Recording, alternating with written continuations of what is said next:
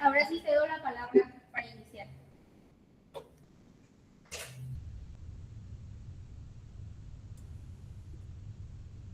Gracias, buenas tardes.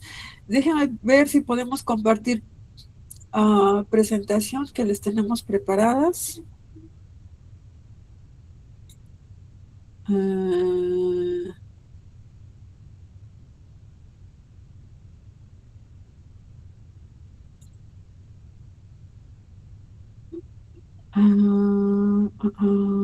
A ver, ahí ven ven la presentación, ¿me pueden confirmar?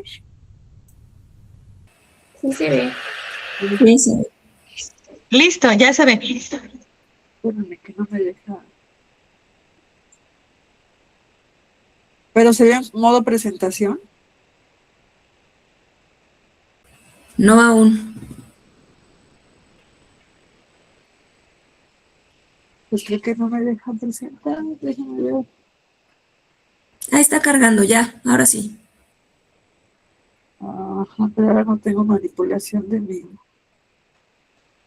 Bueno, listo. A ver, lo intentaré así. Bueno, pues muchas gracias por la invitación a la doctora Cintia.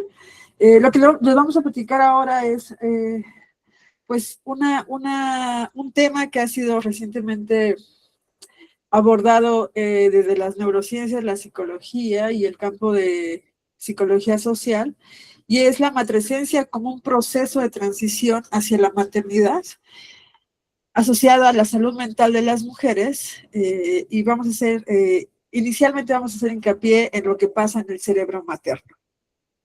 Quienes presentaremos hoy es la doctora Maribel Delgado, la licenciada Anabel Aceves, como ya lo dijeron, y su servidora Salea Reyes Aguilar. Y déjenme ver si logro pasar las diapositivas. Sí.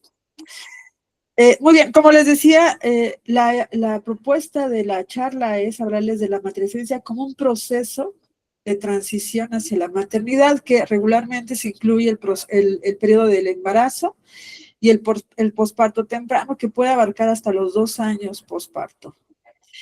Durante este proceso de transición, que abarcaremos embarazo y posparto, ocurre una serie de cambios en la mujer, tanto biológicos, psicológicos y sociales. Y a todo este proceso de transformación es a lo que actualmente se le llama como matrescencia, ¿no? Que después seguirá ya por la actividad constante de maternar. Entonces, el contenido que les tenemos preparado es inicialmente qué ocurre durante la matrescencia en términos de la reorganización cerebral o cambios cerebrales. En la segunda parte se les hablará de estos cambios a nivel cognitivo y emocional, y finalmente los aspectos sociales de la maternidad. Entonces, para dar inicio a la primera parte, los cambios cerebrales que ocurren, como les decía, la matrescencia es una transición donde cambia prácticamente todo el cuerpo de la mujer. Recordemos que matrescencia me voy a referir al embarazo y al posparto temprano.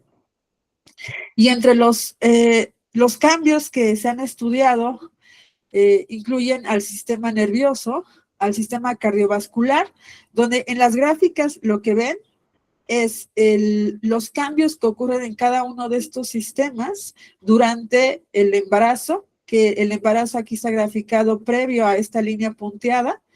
Entonces aquí se divide el embarazo en 3 periodos, digamos, el primer trimestre, el segundo y el tercero. Entonces vean aquí en el sistema cardiovascular, por ejemplo, cómo cambia el gasto cardíaco y la tasa cardíaca con un aumento a través del embarazo y luego cae en el parto. El parto aquí está registrado por esta línea punteada. En cada una de las gráficas es la misma lógica.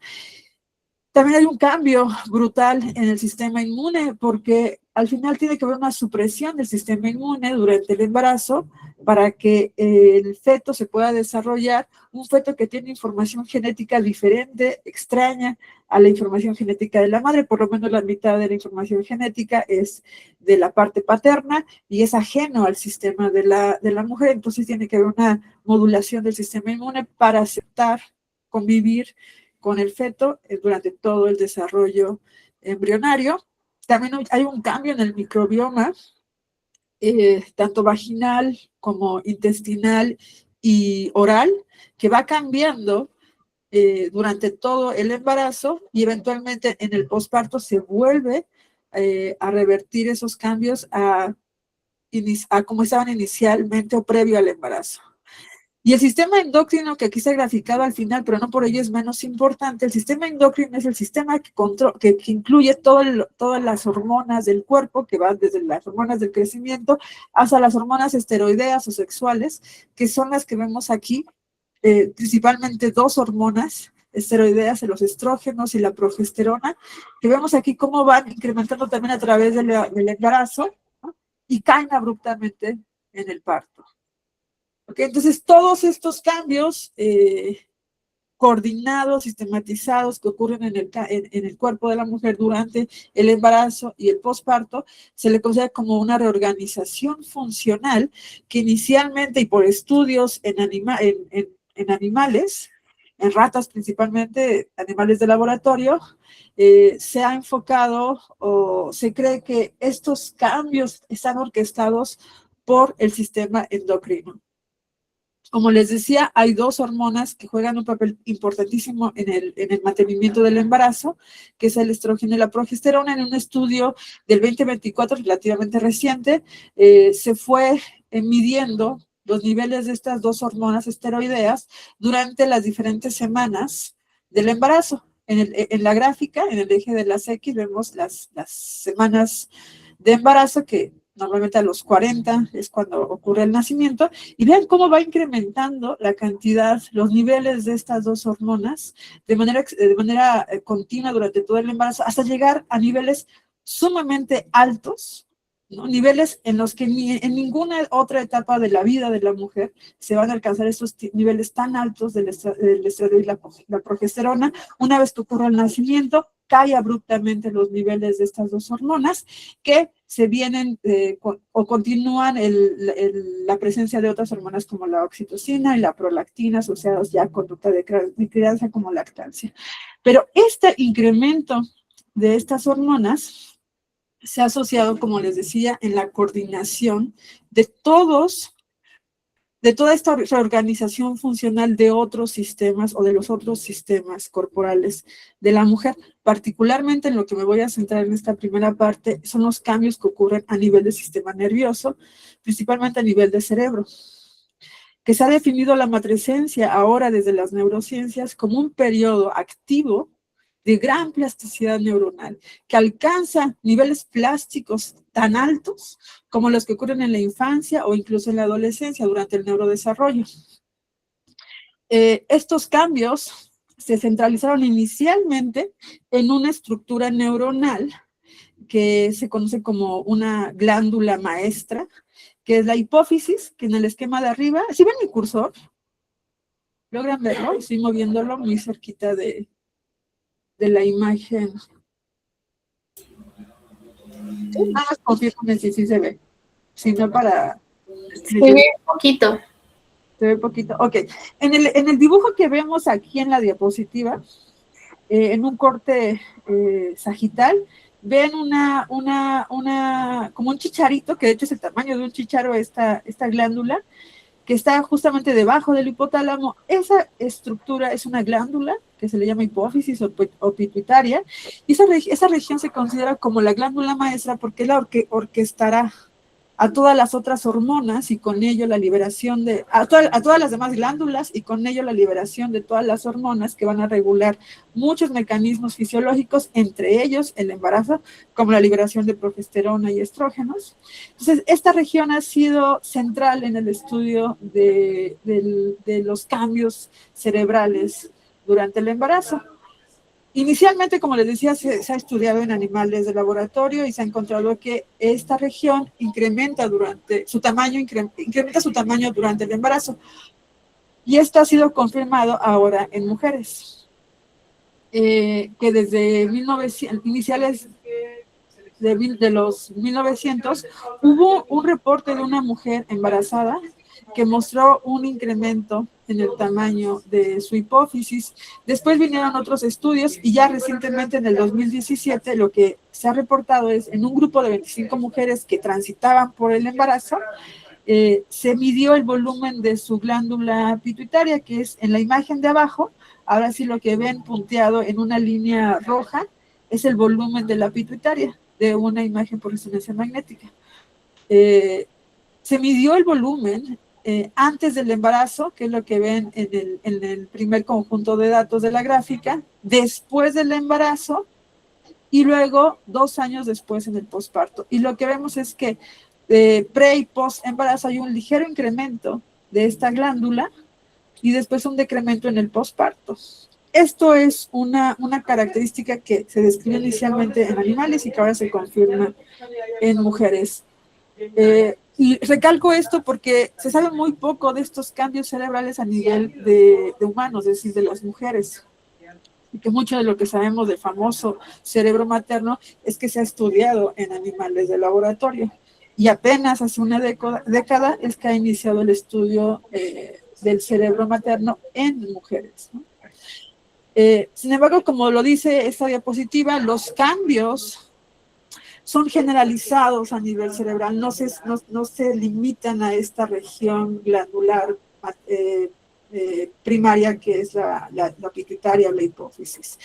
Ya ahora con las técnicas de neuroimagen actuales se pueden mapear diferentes tejidos cerebrales. Aquí en la imagen de la izquierda les muestro un esquema de 3 tejidos cerebrales. La materia gris, aquí graficada o mostrando parte de la corteza cerebral. La materia blanca, que son los axones de esas neuronas que están ubicadas en la materia gris. Y finalmente otro tejido que es el líquido cefalorraquídeo, que están en los ventrículos o en el sistema ventricular del cerebro. Habrá otro tejido más a nivel del encéfalo, que es el flujo sanguíneo, ¿no? Porque el cerebro, para funcionar, pues requiere de un alto flujo sanguíneo. Y lo que se ha mapeado es justamente ahora cómo cambian a nivel general todos estos tejidos durante el embarazo. En el 2024 salió un estudio en donde mapearon semana por semana durante el embarazo y posparto cómo iban cambiando estos diferentes tejidos del encéfalo. Y miren, en la gráfica arriba lo que se muestra es cómo va cambiando la materia blanca, que son los axones de las neuronas a través de las cuales se comunican estas células. Entonces vean cómo inicialmente en el eje de las X vemos las primeras 40 semanas del embarazo. La línea roja representa el parto y después de la línea roja pues ya representaría el posparto. Entonces, miren, vean cómo al inicio, durante el embarazo, cómo va incrementando la integridad de la materia blanca, ¿no? Más o menos a las 35 semanas llega a su punto máximo y luego decae, siguiendo el decaimiento postparto hasta ya restablecer sus niveles preembarazo en el posparto. En la segunda gráfica lo que vemos son los niveles de líquido cefalorraquídeo, que está contenido en el sistema ventricular, y al final lo que vemos es el volumen en milímetros cúbicos del flujo sanguíneo cerebral, que también vemos que hay un incremento que se centra durante el parto, ¿no? Entonces aquí lo que vemos es que los cambios son generalizados, es decir, en diferentes tejidos que están en el encéfalo, pero no son uniformes, o sea, diferentes tejidos tienen diferentes patrones de cambio durante el embarazo y el posparto.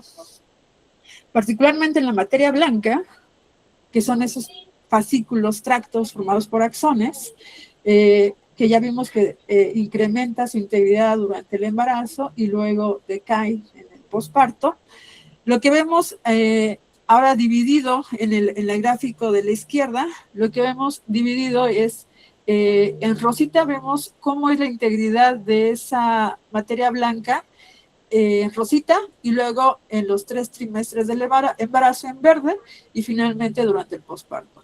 En 4 regiones de materia blanca: el cuerpo calloso, que comunica los 2 hemisferios; el fascículo arqueado, que comunica regiones temporales del frontales; y otros 2 fascículos que comunican regiones anteriores con las regiones posteriores. Y vean cómo el patrón de estas regiones es particular, es prácticamente igual, ¿no? Va incrementando la integridad de esta materia blanca conforme avanza el embarazo, y luego en el último trimestre vemos cómo decae hasta llegar a los niveles bajos, casi como preembarazo, en el posparto. Entonces, hay un incremento en la integridad de la materia blanca durante el embarazo y retornará a sus niveles basales durante el posparto. Pero como lo dije, en el encéfalo hay otros tejidos, como por ejemplo la materia gris, que aquí se representa o indica a la corteza cerebral, pero también hay materia gris en regiones subcorticales, que son los núcleos, o incluso regiones que tienen una forma de corteza, pero que son subcorticales, como el hipocampo o la amígdala. Y en ese caso ahora, lo que vemos en estas gráficas es ese patrón de cambio ahora de la materia gris. Vean cómo ahora la materia gris tiene un patrón inverso a cómo ocurrió en la materia blanca. Ahora lo que vemos es cómo hay un decremento de la materia gris durante el embarazo, llegando a los niveles más bajos o de mayor disminución cerca del parto, y luego hay un restablecimiento durante el posparto. Arriba de la materia, el volumen de la materia gris general; abajo en la segunda gráfica es el grosor cortical, es decir, si midiéramos cuánto mide el grosor de la corteza cerebral, también vemos que hay una disminución durante el embarazo, y el volumen total del cerebro vemos que también hay una disminución, ¿no?, llegando a los niveles más bajos cerca del parto. Estos cambios cerebrales ahora en materia gris son, si bien son generalizados, que ocurre, como ya lo mostré, en todo el cerebro, no son uniformes, es decir, no ocurren de la misma manera en toda la materia gris. Aquí nada más por poner un ejemplo, arriba lo que les muestro son algunas regiones de la corteza cerebral que efectivamente muestran un decremento, una disminución de su volumen a través de las 40 semanas del embarazo. Vean cómo disminuye. En la segunda gráfica vemos la disminución del embarazo y cómo vuelve a crecer o aumentar el volumen en el posparto, que es la última caja que vemos en las gráficas. Es la misma disposición de los resultados en estas regiones que se llama precúneos, como en esas regiones frontales, ventrales. Así que incluye a la ínsula. Vean cómo hay una disminución durante el embarazo, luego un pequeño incremento ya en el posparto. Sin embargo, como les decía, hay materia gris en regiones subcorticales, como por ejemplo el hipocampo y la corteza parahipocampal. Y vean cómo ahora en estas regiones ya no es una disminución lineal en su volumen, sino que ya vemos un cambio no lineal en las regiones hipocampales, y en la corteza hipocampal volvemos a ver una disminución lineal. A eso me refiero, o a eso se refiere la idea de que los cambios cerebrales no son uniformes, no ocurre de la misma manera en todas las regiones cerebrales. Esta disminución de la materia gris durante el embarazo correlaciona o se asocia en paralelo con el aumento de las hormonas esteroideas que les hablé hace rato, es decir, estrógeno y progesterona. Conforme aumentan los niveles de estrógeno y progesterona, disminuye la materia gris en las regiones, sobre todo corticales. Pero como lo dije, no es aleatoria esta disminución o este ajuste o reorganización anatómica que ocurre en la materia blanca y materia gris. En otro estudio lo que se vio es que es arriba en las imágenes que les muestro aquí, en el color amarillo rojo, son las regiones que, como ya lo dije, disminuye su volumen durante el embarazo. A estas regiones. Esa reorganización anatómica no es aleatoria, no ocurre en cualquier región cerebral, sino que son aquellas regiones que además muestran una reorganización también funcional ante la respuesta de estímulos relevantes para la crianza. En este caso abajo lo que les muestro es que esas mismas regiones cerebrales responden funcionalmente ante estímulos asociados a la crianza, que son las fotos del bebé de esa mujer. Es como si el sistema durante el embarazo optimizara, especializara aquellas regiones que van a ser relevantes para conductas de crianza, como identificar claves sociales asociadas a la crianza, o sea, imágenes visuales de su bebé. ¿Ok? Y además, esos cambios estructurales, o sea, disminución de la materia gris, también predice en el posparto la calidad de apego que la madre tiene con bebé y la ausencia de conducta hostil hacia su bebé. Es decir, que estos cambios estructurales predicen parte de la crianza o de conducta de crianza de la mamá. De modo entonces que esos cambios estructurales se asocian con una organización, una especialización funcional que también se relaciona con la calidad de conducta de crianza ya en el posparto. De modo entonces que la matresencia se considera como un proceso o una transición de reorganización cerebral, donde se especializan aquellas regiones neuronales, tanto anatómica como funcionalmente asociadas a la crianza. Es pues una transformación biológica, psicológica y social, coordinada, sistemática, y que tendrá un efecto sobre la salud de la mujer, sobre su salud general en la mujer. Es pues el proceso de refinamiento y especialización cerebral para la emergencia de comportamientos de crianza asociados a cognición social, toma de decisiones y regulación emocional. ¿Ah? Y con ello damos paso al segundo contenido de la charla, que son los cambios cognitivos y emocionales durante la matresencia, que lo va a explicar la doctora Maribel. Adelante, Maribel, por favor.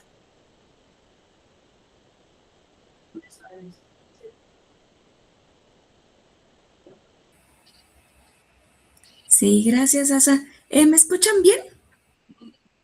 Sí. Sí, ok. Entonces, ¿me ayudas a pasar las diapos?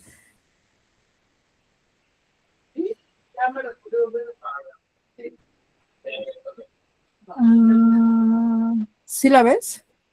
Sí, pero sigo viendo la del título. Probablemente se nos acabamos los dos. ¿Sigo? Si nos acabamos de... No, ahora sí ya veo la primerita. Bueno, entonces, pues les voy a hablar, como bien les decía la doctora Salia, les voy a platicar acerca de los cambios cognitivos y emocionales durante la matresencia. Entonces, solamente para retomar, recuerden que la matresencia es este periodo de transición hacia la maternidad y que incluye el embarazo y el posparto. Se considera que estos periodos son de cambio y son de vulnerabilidad y se caracterizan principalmente por una inestabilidad y una necesidad de adaptación. ¿Por qué? Porque quiero que sean conscientes de que durante todos estos cambios que va pasando la mamá, a la par tiene que ejercer la crianza de su hija o de su hijo en diferentes etapas del desarrollo. Entonces, por ejemplo, durante el embarazo, pues existirá este desarrollo fetal, pero en el posparto, pues estará encargado de la primera infancia, que es tan demandante de los bebés hacia las mamás. Y posteriormente, durante la maternidad estará encargándose de la crianza de la infancia tardía y también del periodo de la adolescencia de sus hijas y de sus hijos. Y esto pues va a implicar que atraviese un reto que se va a ir adaptando a cada una de las necesidades de las etapas de sus hijos. También acompañará a sus hijas e hijos durante la adultez, si bien estos periodos de crianza, de cuidado, ya no son tan, digamos, tan demandantes como los primeros. Existen casos en que sí siguen siendo, aunque los hijos sean adultos, la demanda en la crianza sigue siendo alta, ¿no? Entonces, con esto, ¿me pasas la que sigue?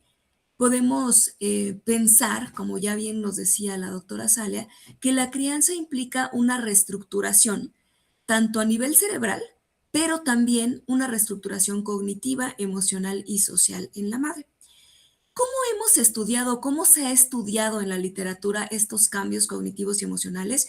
Aquí quiero, por favor, que recuerden sus clases de metodología y que ustedes mismas se imaginen haciendo un estudio en mujeres, ya sea en el embarazo o en el posparto, y que se pregunten, ¿cómo lo haría? ¿Cómo llevaría a cabo este estudio? ¿Por qué? Porque hay que hacernos diferentes preguntas. Una de ellas es, ¿en qué periodo de la matrescencia mido a las mujeres? Es decir, ¿las voy a evaluar en el primer trimestre del embarazo o las voy a evaluar en su posparto? Una vez que ya tomo esa decisión, la siguiente decisión sería, ¿contra qué lo comparo? ¿Contra qué las comparo? Vamos a pensar que solamente decidimos evaluarlas en el primer trimestre del embarazo. ¿Y contra qué lo vamos a comparar? Pues pudiera ser, por ejemplo, contra un grupo de mujeres que nunca han sido madres, que a este grupo le denominamos mujeres nulíparas, pero también pudiera ser que ustedes decidan hacer un estudio longitudinal donde comparen a la misma mujer en diferentes etapas del embarazo. Entonces, comparen cómo es su cognición en el segundo trimestre versus el tercer trimestre versus el periodo posparto. Y algo que también es muy importante es que nos preguntemos, pues, ¿qué les mido? O cognitivamente y emocionalmente, ¿qué les mido? La memoria, la flexibilidad cognitiva, ¿no? ¿Y cómo lo mido? A través de una entrevista estructurada, lo hago a través de pruebas psicológicas estandarizadas o a través de tareas en computadora. Entonces, toda esta diversidad de mediciones hace que la información que conozcamos a la fecha sea muy variada y por lo tanto sea difícil de resumir estos cambios que ocurren tanto cognitivos como emocionales en estos periodos de la matrescencia. Sin embargo, ¿me pasas la siguiente? Existen estudios denominados metaanálisis que lo que hacen es resumir la información que existe a la fecha en estudios similares o estudios de un tema común.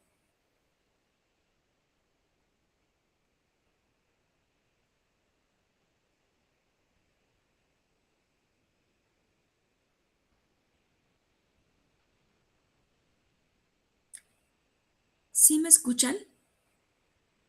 ¿Me pasas la siguiente?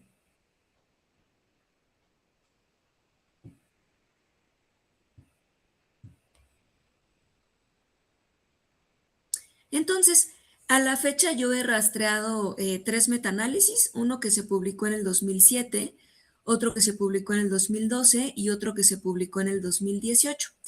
Les voy a platicar de este último por ser el más reciente. Entonces, en este estudio se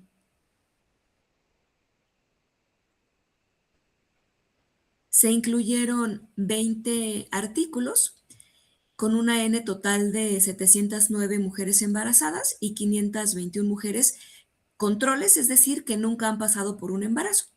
Y evaluaron diferentes funciones cognitivas como la memoria, la atención y algunas más que ven ahí.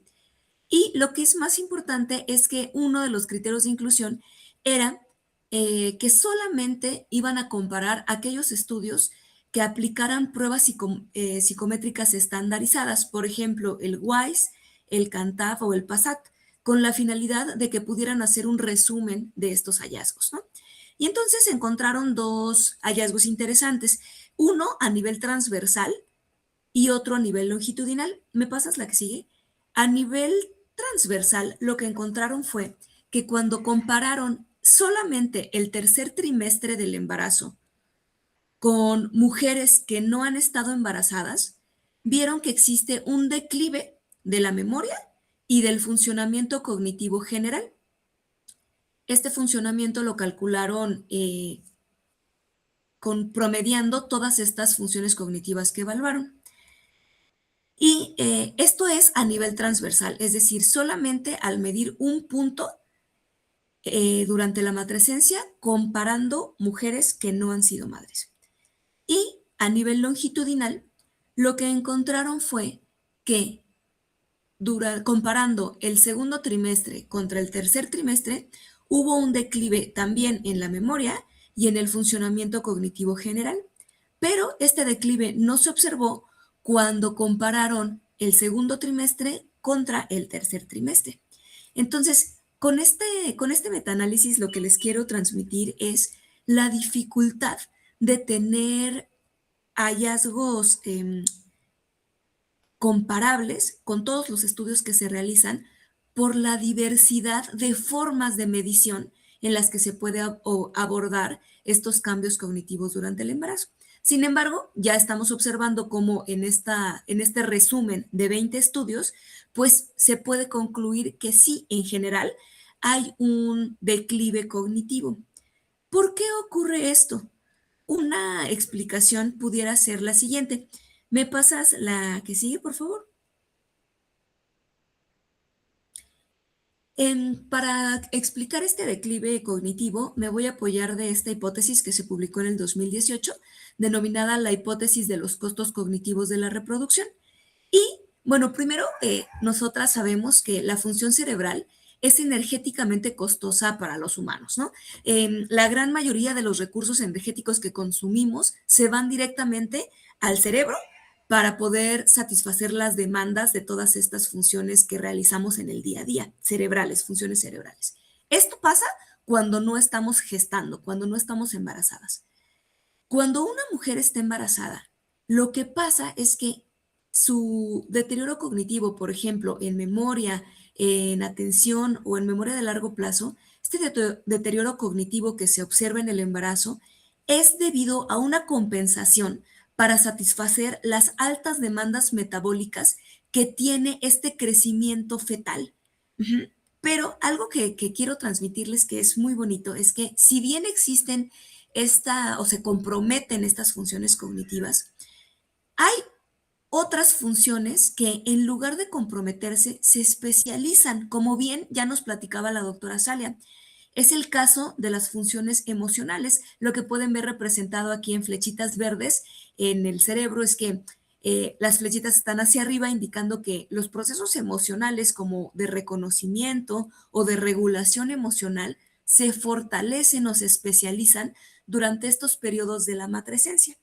Y eso ya se ha reportado con diversos estudios empíricos, pero les quiero platicar uno que me parece muy sorprendente y muy bonito. Miren, en la siguiente diapositiva, lo que podemos observar es un estudio del 2009. Y aquí lo que hicieron fue medir a mujeres en el embarazo, a la misma mujer en el embarazo durante 2 puntos de su embarazo. Primero, en algo que denominan embarazo temprano, a las 11 semanas, y algo que denominan embarazo tardío, que sería a las 37 semanas, es decir, casi antes de parir. Y lo que hicieron con estas mujeres embarazadas fue pedirles que observaran rostros expresando emociones, como lo pueden ver en estas caras que les pongo de ejemplo, y lo que registraban los autores es con qué tanta precisión detectaban estas emociones en estos 2 puntos diferentes del embarazo. Y lo que encontraron fue, no sé si lo alcancen a ver, pero si no yo se los describo. Aquí se muestra en la primera columna las diferentes expresiones emocionales que se representaban en las caras. Y con 2 asteriscos se muestran aquellas caras donde hubo resultados significativos. Se encontró que en el embarazo tardío, es decir, casi antes de parir, las mujeres fueron más eficientes al detectar los rostros enojados, los rostros de disgusto y los rostros de enojo, en comparación con el embarazo temprano. Y esta información a mí me parece maravillosa. Es decir, ¿por qué cuando las mujeres están casi a punto de parir son más eficientes en discriminar emociones, vamos a ponerles negativas? ¿Por qué? Bueno, pues los autores concluyen que las mujeres se especializan en detectar aquellas señales que pudieran ser amenazantes para la cría, es decir, que comprometan la sobrevivencia de la cría. Y el detectar estas señales emocionales de cara, a través de los rostros, como amenazantes, hace que ellas sean más reactivas ante estos estímulos. Y eso, pues, como ya lo mencionamos, pues genera una ventaja, ¿no? En la sobrevivencia de la especie. Pero también pudiera ser, ¿me pasas la que sigue, por favor? También pudiera ser que en general la reactividad emocional de las mujeres en este periodo sea mayor, es decir, que se comprometa su salud mental materna. La siguiente, por favor. Entonces, si bien esta reactividad emocional tiene ventajas en el cuidado de los hijos y las hijas, también pudiera comprometer la salud mental materna. Yo les quiero compartir 4 datos que nos da la MMHLA, que es una asociación de Estados Unidos encargada de estudiar y está comprometida con generar pues diferentes proyectos para cuidar la salud mental materna. Entonces, el primer punto, ¿me pasas la siguiente? Que nos comparte es,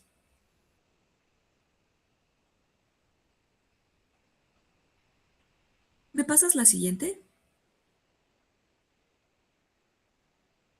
Una de cada 5 madres se ven afectadas por condiciones de salud mental. Esto afecta a más de 800,000 familias cada año en Estados Unidos. La que sigue, por favor. Las condiciones de salud mental son una de las principales causas de muerte materna. Específicamente, el 22% de las muertes maternas ocurren durante el embarazo. La que sigue, por favor.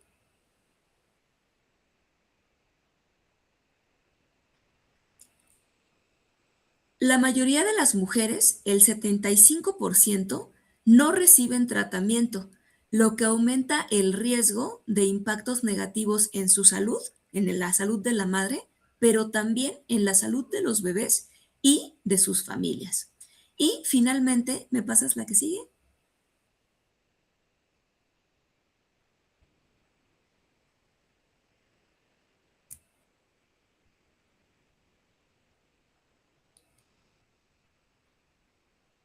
Hay una gama de condiciones de salud mental materna. No solamente existe la depresión posparto, también encontramos algunos otros trastornos como pueden ser los trastornos de ansiedad, el trastorno obsesivo compulsivo, el trastorno de estrés postraumático, el trastorno bipolar, la psicosis y el trastorno por uso de sustancias. Esta misma asociación nos da recomendaciones para poder abordar estas problemáticas de salud mental materna. ¿Me pasas la que sigue, por favor?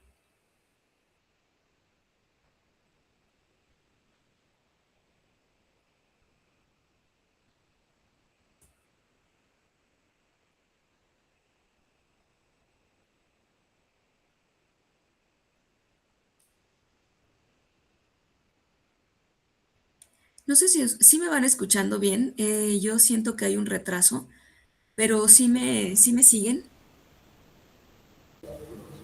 Sí, sí te escuchamos. Ah, ok. Entonces, bueno, les platicaba ya con esta cierro mi participación. Les platicaba que esta misma asociación nos brinda componentes importantes para el cuidado, ¿no? Uno de ellos es que las madres tomen tiempo fuera de la crianza y esto genera a su vez una conducta de autocuidado. Debido a que la crianza es una actividad muy demandante y que hace que las madres sientan y padezcan una sobrecarga de trabajo, es importante que cuenten con una red de apoyo cercana que les ayude a promover su autocuidado, generando periodos de tiempo fuera de la crianza. Y también propone que este cuidado, de este apoyo social, se extienda hacia apoyo profesional y en el caso de ser necesario, con los trastornos antes mencionados, que se contemple la medicación. Eh, para terminar, les quiero mostrar rápidamente unas gráficas de un estudio que estamos realizando actualmente, donde evaluamos a mujeres embarazadas en el segundo trimestre del embarazo. Y lo que hacemos es a través de cuestionarios de Google Forms, pedir que nos digan cómo se sienten en diferentes variables de salud mental. Entre ellas está cómo sienten, cómo perciben su estrés en este periodo del segundo trimestre del embarazo, cómo sienten, bueno, cómo reportan su sintomatología depresiva, ansiosa y calidad de sueño. Esto es lo que les voy describiendo en la línea, en la diagonal que está con azul. Y finalmente están los puntajes de apoyo social que perciben, tomando en cuenta qué tan apoyadas se sienten por su familia, por sus amigos y por su pareja en caso de tenerla. Y en la última columna, que yo no les puedo señalar con el cursor, pero en la última columna observamos cómo se correlacionan estos puntajes que perciben en salud mental y en apoyo social. Y encontramos correlaciones negativas en todos los casos. Gracias, Asa, por ayudarme a señalar. Y encontramos una correlación negativa significativa entre los niveles de estrés y el apoyo. ¿Qué quiere decir esto? Quiere decir que las mujeres, entre menos apoyo social perciban, mayores niveles de estrés van a percibir. Y con esto, que son nuestros resultados que estamos adquiriendo en la actualidad, con esto quiero darle pie a la última parte de la charla que va a compartirnos Anabel, donde nos va a platicar acerca de la importancia del apoyo y más bien del apoyo y de toda la sociedad para estos componentes de salud mental en la maternidad. Gracias. Bueno, es necesario contemplar que los cambios cognitivos y psicológicos que acompañan a la matresencia efectivamente no ocurren de manera aislada, sino que están inscritos sobre un entramado sociocultural que puede funcionar tanto como un factor de riesgo como un factor protector para la salud mental durante este periodo de transición. Dentro de este contexto sociocultural tenemos dos elementos que son especialmente relevantes. Por un lado, las creencias que tenemos sobre la maternidad y por otro lado, los roles de género. Ambos configuran las expectativas que tenemos en torno a la maternidad. Es decir, cómo debería vivirse, quién debe ejercerla, en qué momento de la vida, bajo qué condiciones, qué prácticas dentro de la crianza son socialmente aceptadas o, por el contrario, cuáles son muy susceptibles de una crítica social. Entonces, en este sentido, estos dos elementos van operando como una especie de guión o de base que orienta la experiencia, pero también pueden volverse restrictivos en la medida en que las creencias, por definición, tienden a asumirse como verdades absolutas que se pueden volver rígidas, incuestionables y que limitan otras formas de interpretar o de habitar la maternidad, como otros lentes a través de los cuales podrían verse. Por otra parte, los roles de género desempeñan un papel también muy importante en la construcción de esas creencias sobre la maternidad. Los roles de género establecen como los marcos normativos sobre lo que implica ser mujer o lo que implica ser hombre dentro de una cultura determinada. Entonces, a partir de este marco normativo se determinan las tareas, las responsabilidades, los comportamientos que se espera de cada uno de los sexos.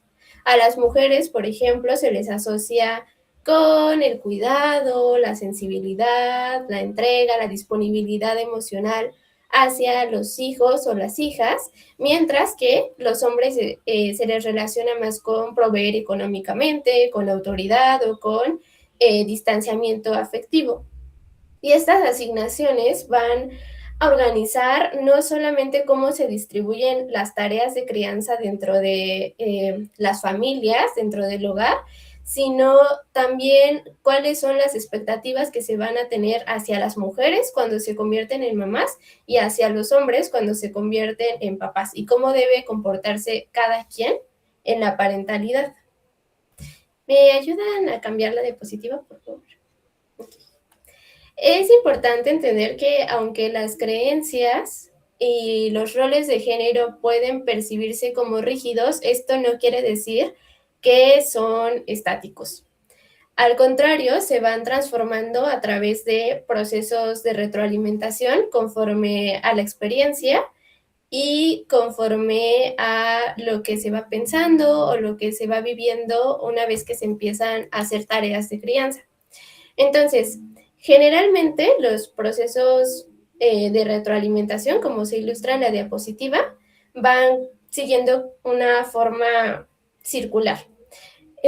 Lo voy a poner con un ejemplo. Algunas creencias tradicionales sobre la maternidad, como el que nadie puede cuidar mejor a un hijo que su mamá, puede llevar a que las mujeres concentren pues la mayor parte de su tiempo, de su dinero, de sus recursos, de sus afectos, de su energía en la crianza y en el ámbito doméstico. Y con esto se alimenta ese rol de género tradicional también que es esperado de las mujeres, validando que esta es como el hogar y la crianza son las principales esferas de desarrollo femeninas.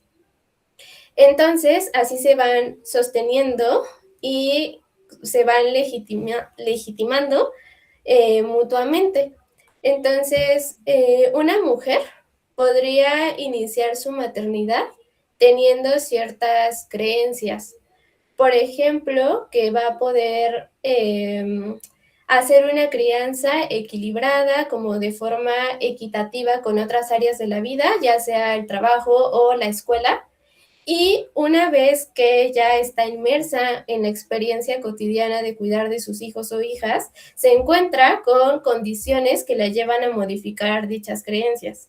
Entonces, ante la sobrecarga, tal vez la falta de redes de apoyo, como se mencionaba hace rato, o incluso por la presión social, puede comenzar a asumir que es algo natural, que la mayor parte de la crianza recaiga en ella, y entonces se hace un ajuste en los roles de género que creía y se vuelven como más tradicionales. Entonces comienza a priorizar el hogar o a colocarse como la principal responsable del bienestar de sus hijos o de sus hijas. En un sentido inverso, también puede ocurrir que se tenga una postura crítica hacia los roles de género que son tradicionales y eso transforme la manera en la que se concibe la maternidad. Por ejemplo, una mujer que se cuestione que el cuidado es algo exclusivo de las mujeres puede construir una maternidad basada en la corresponsabilidad, en la cocrianza, negociando que se distribuyan las tareas, validando la participación de otras personas en el cuidado y reconociendo más sus necesidades más allá de lo que dicta como el mandato tradicional. Entonces, de esta manera se va retroalimentando y va siendo como un proceso cambiante, no es estático. La que sigue. Sí, gracias. En general hay diversidad de creencias sobre la maternidad que coexisten al mismo tiempo. Por hoy solamente se va a hacer una división de creencias en las más tradicionales y las que no son tradicionales y van más orientadas hacia creencias más igualitarias o equitativas. Pero hay que aclarar que esta distinción no implica que un tipo de creencia sea mejor que otro. Ambas creencias conllevan tanto potenciales beneficios como potenciales riesgos dependiendo del contexto y de la forma en la que se viven.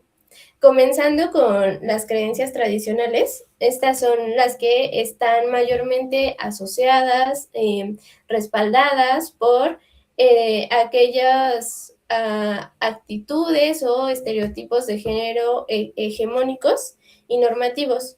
Entonces, dentro de esta perspectiva, las creencias tradicionales sobre la maternidad comprenden que es una tarea fundamentalmente femenina, exclusiva de las mujeres, que la maternidad pues es la principal fuente de realización personal para las mujeres y que es una experiencia que está marcada únicamente por emociones positivas o agradables, como el amor incondicional, la paciencia, la ternura, la entrega, la satisfacción. Y cuando estas creencias están muy arraigadas y se forman como una expectativa que se debe alcanzar sí o sí, y llega la experiencia real y resulta que no se ajusta con estas creencias o con estas expectativas, es cuando se pone en riesgo o cuando aparecen estos riesgos hacia la salud mental. ¿Por qué? Porque las mujeres empiezan a experimentar culpa, estrés, frustración, miedo, cansancio ante estos estándares que se percibe que no se están cumpliendo y que se percibe que se está fallando en la tarea de ser mamá. Por otra parte, también representa el que haya menos oportunidades de desarrollo laboral y profesional para las mujeres y se siga encasillando solamente esta cuestión del desarrollo dentro del hogar y en la crianza. Hay menos disposición de recursos económicos y temporales para el autocuidado y la recreación, lo cual es muy significativo si consideramos lo que anteriormente se comentó, que es necesario como contar con un espacio en donde no tengas que ser mamá o no tengas que cuidar. Y pues otro de los grandes riesgos es que con este tipo de creencias se excluye o se fomenta la participación y toma de responsabilidad de los hombres en la crianza, de forma que se pueda hacer una coparentalidad. La que sigue, por favor. Por otro lado, el otro tipo de creencias que son más igualitarias están asociadas con actitudes positivas hacia roles de género más equitativos.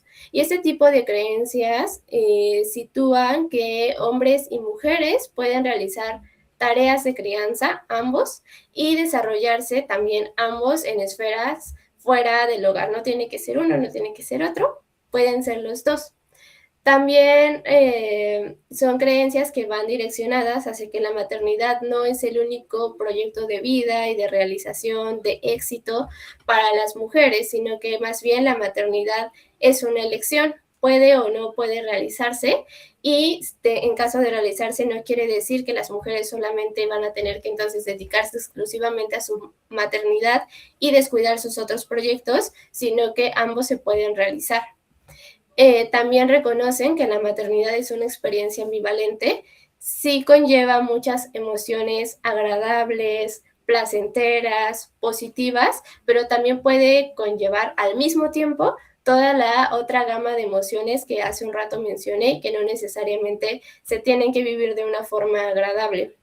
Y también estas no sitúan que la maternidad sea algo exclusivo de quien es mamá, sino la inclusión de redes de apoyo para el cuidado de los hijos. Y estas redes de apoyo no solamente son como a nivel personas, la familia, la pareja cercana, sino también redes de apoyo institucionales como salas de lactancia, guarderías, otro tipo de cuidadores profesionales. Estas creencias también conllevan ciertos riesgos. Algunos de ellos son que haya críticas sociales a quienes ejercen una maternidad diferente de la tradicional. Precisamente por ser diferente se considera que no es la forma adecuada o la forma universal, y entonces las mamás y los papás se enfrentan como a una serie de prejuicios o de juicios acerca de que no están haciendo las cosas como deberían hacerse o como es esperado. También hay críticas, burlas, como comentarios negativos, y se invierten o se contradicen los roles de género tradicionales y, por ejemplo, es el padre o es el hombre quien se queda a cargo de la crianza de los hijos y de las hijas, y es la mamá quien sale a trabajar y a desarrollarse en otro tipo de esferas. Ahí van como comentarios también con prejuicios hacia los dos.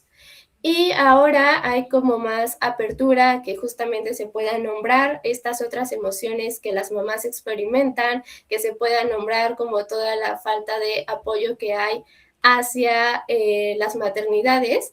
Sin embargo, todavía no hay una estructura a nivel social, a nivel de Estado, a nivel de instituciones que puedan sostener estos cambios que quieran realizarse o que puedan atender todas estas problemáticas que se están visibilizando y que se están nombrando.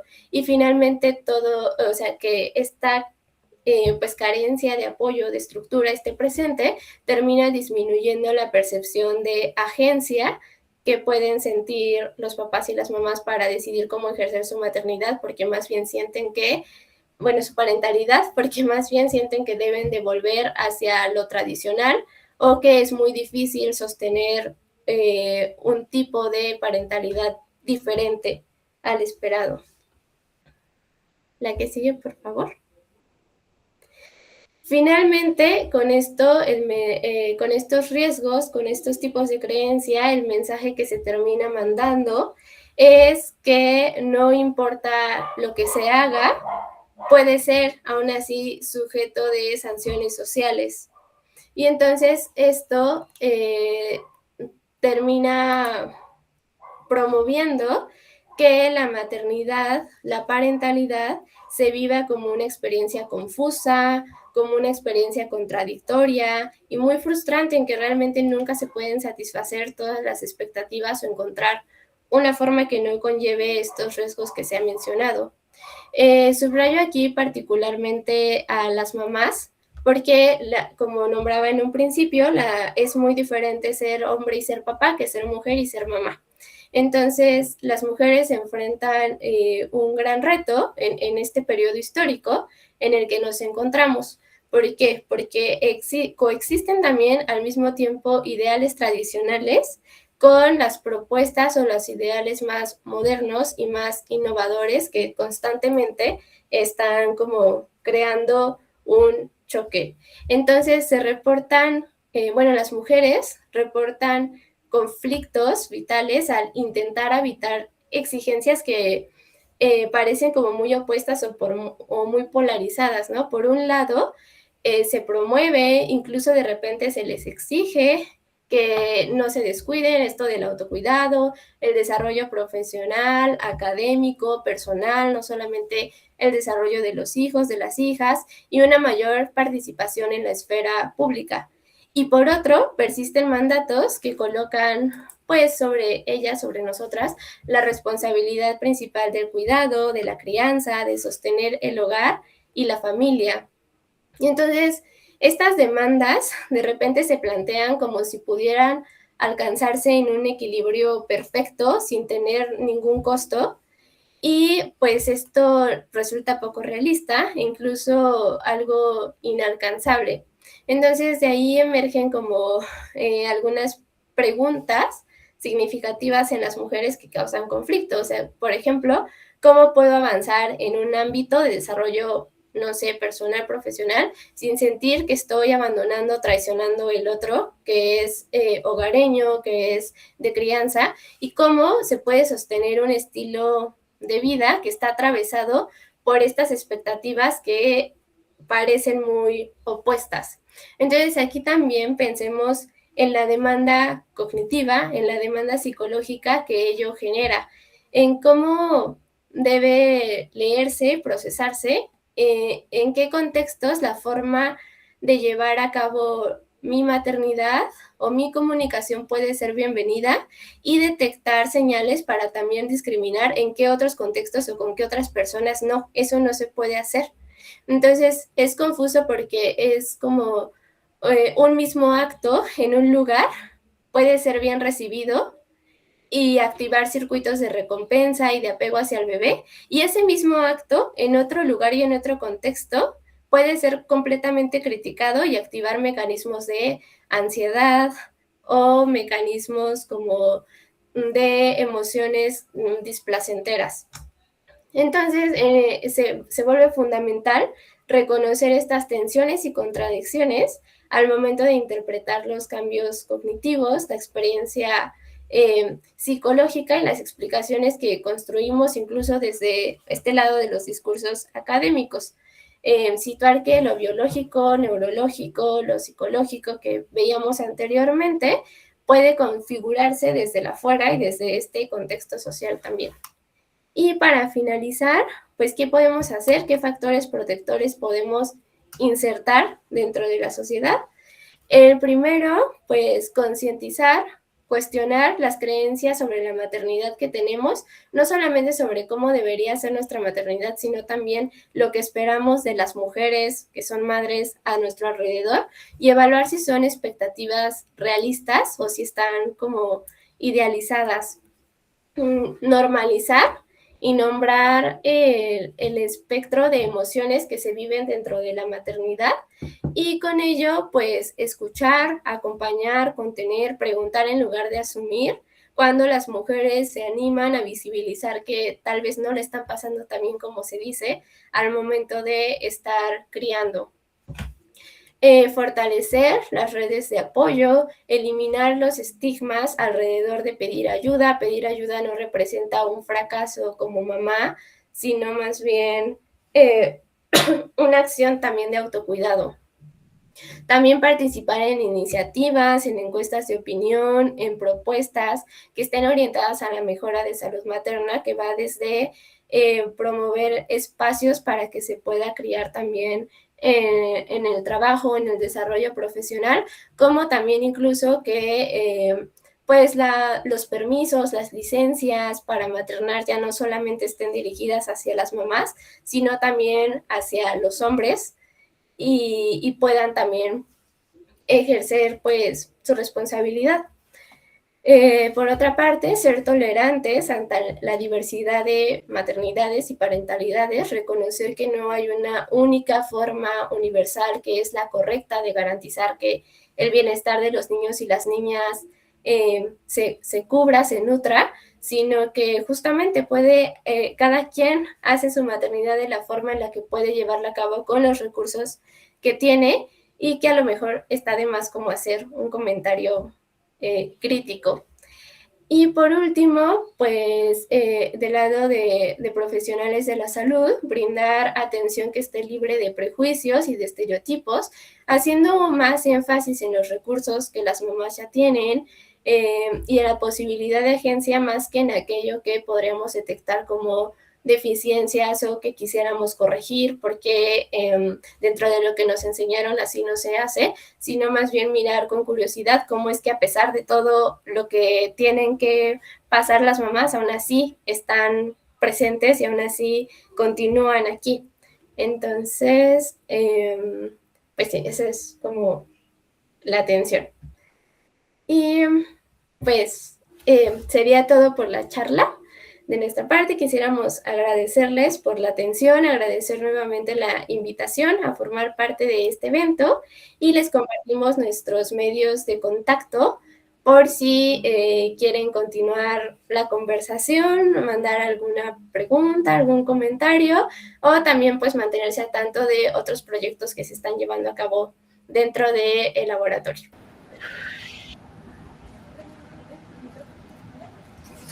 Estamos tratando todas las ponencias.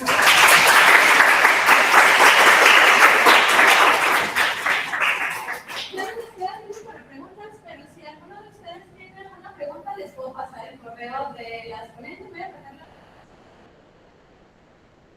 Pero si hay tiempo para una pregunta por parte de las ponentes para sortear un pequeño regalo, es un ticket de un cerebrito y un pin de la semana del cerebro. Entonces, las ponentes prepararon una pregunta para ustedes y quien se anime a responder, pues se lleva el pequeño regalo.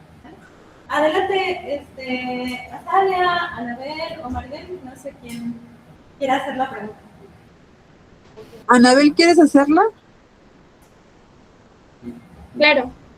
La pregunta que les preparamos hoy es, si ustedes tuvieran que explicar qué es la matrescencia a otras personas, ¿cómo lo harían? Si tuviera que explicar la matrescencia a otras personas, después de que escucharon esta charla, ¿cómo se les explicaría qué es la matrescencia?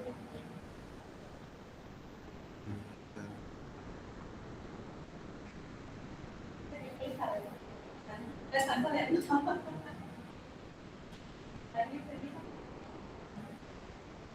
Lo que alguien piensa, a lo mejor este tema no nos parece tan cercano, porque a lo mejor ustedes no son papás o mamás todavía, pero todos tenemos o tuvimos una mamá y todos en un futuro vamos a trabajar con personas o niños que tienen una mamá o un papá, y la salud mental de las personas que los están criando es un factor súper importante. Entonces, cuando ustedes vean tanto los educólogos, los psicólogos que están por aquí, vean niños en un futuro quien se quiere dedicar a trabajar con la infancia, muchas veces provienen de ambientes en donde la salud mental de sus cuidadores no está óptima.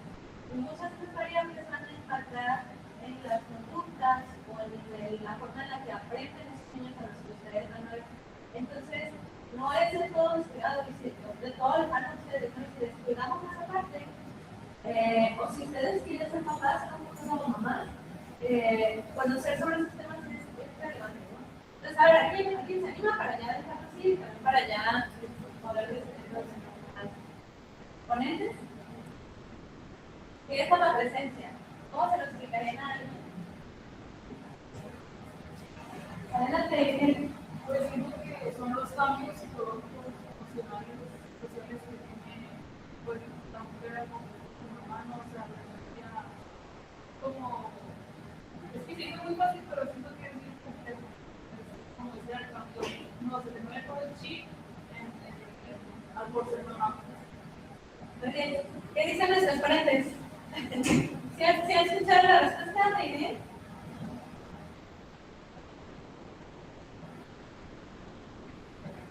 No, casi no se escuchó. No.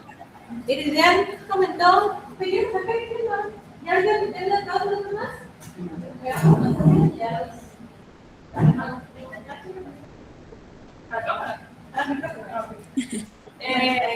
¿Me escuchan? Ahí sí. Sí. Yo podría explicarlo como los cambios psicológicos, mentales, emocionales, sociales que tiene una mujer al momento de ser mamá, cómo se le cambia todo el chip, ¿no? Como para prepararse. Sí, justamente es ese proceso de transformación, ¿no? Que involucra la matresencia. Sí, yo creo que sí, está bien. Muy bien, pues le damos el premio de día, muchas gracias. Y tenemos un minuto para entregar las constancias de los ponentes y nos retiramos. Denme dos minutos para proyectar.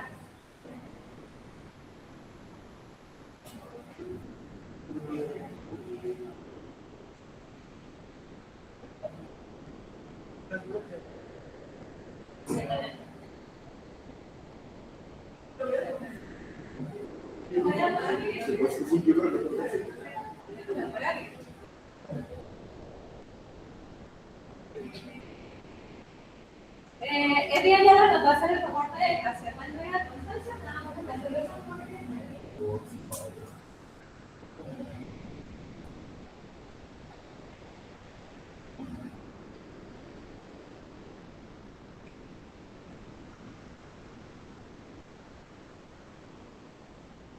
Que voy a permitir que la constancia, ¿ok?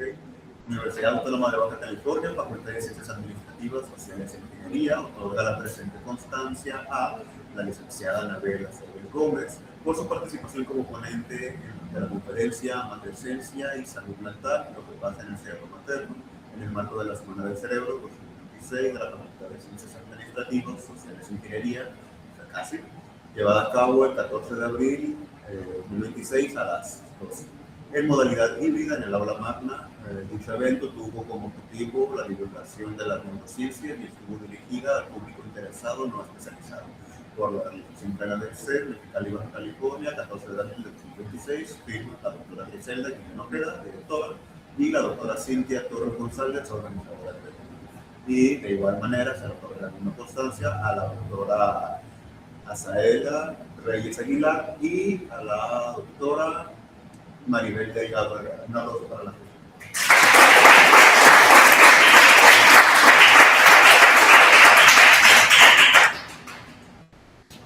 Pues les agradecemos mucho a Salia, a Maribel, a Anabel, su tiempo. Esperamos poder tenerlas presencialmente en algún momento pronto en nuestra facultad. Y les agradecemos también a ustedes por la asistencia. Ya después lo conversamos en clases, cuando se ven en clases. Muchísimas gracias y bueno, si tienen chance, nos traemos al ratito al negocio. Muchas gracias. Gracias, buenas tardes. Gracias, buenas tardes. Les envío en un ratito sus constancias. Muchas gracias. Sí, gracias.